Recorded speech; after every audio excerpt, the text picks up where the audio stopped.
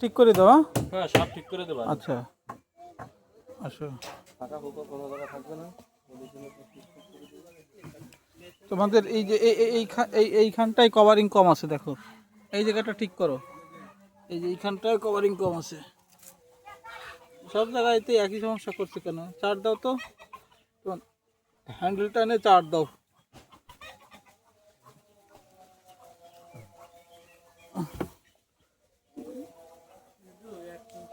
সবসময় কভারিং এর দিকে একটু নজর দিতে হয়। তোমরা এই যে দেখো, তোমাদের মেজর সমস্যা হচ্ছে কভারিং।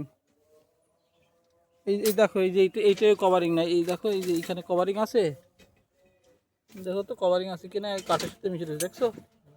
হুম,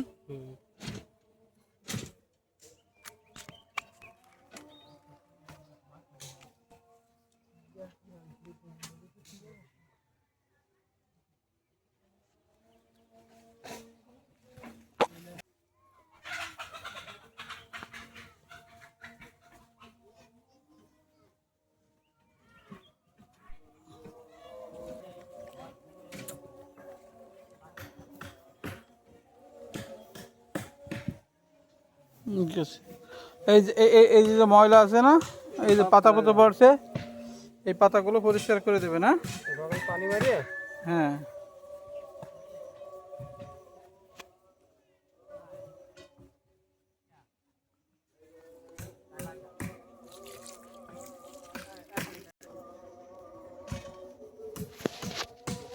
করি নেই বলো তো। তোমরা একজন ভালো কন্ট্রাক্টর আন্ডারে কাজ করো, তোমাদের কভারিংয়ের সমস্যা। ওই যে একটা রডে, ওই যে রডটা বাড়া যাচ্ছে, ওইখানেও কভারিং কম আছে, দেখছো? ওইখানে কভারিং কম আছে। এই সজীব ভাই, আপনি পত্রিকা এনে দেবেন এদের, পত্রিকা কিংবা কোনো কাগজে। দেখেন এই যে ফাঁকা রয়েছে, দেখছেন? এই ফাঁকা জায়গাগুলো পত্রিকা দিয়ে বন্ধ করে দেবে। আর যদি পারেন ওই কাদা দিয়ে বন্ধ করলেও সমস্যা নাই। হ্যাঁ, এই যে অনেক ফাঁকা জায়গা রয়েছে। মাল পুড়িয়ে দেবেন না তো ভাই?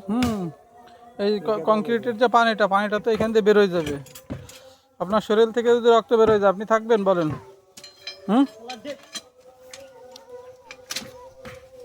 এই কংক্রিটের থেকে পানি সরে গেলেও কংক্রিটেরও এই একই অবস্থা হবে।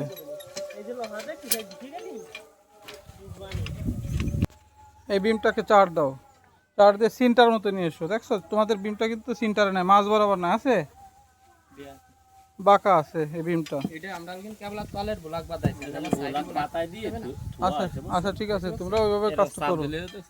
চলে আসে মিডিলে। এইখানে এই সাইড ব্লক দিবে। সাইডে হবে, নিচেই হবে। আচ্ছা,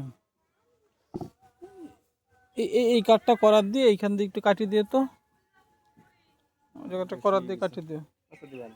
আসো এদিকে, আসো আমার সাথে আসো।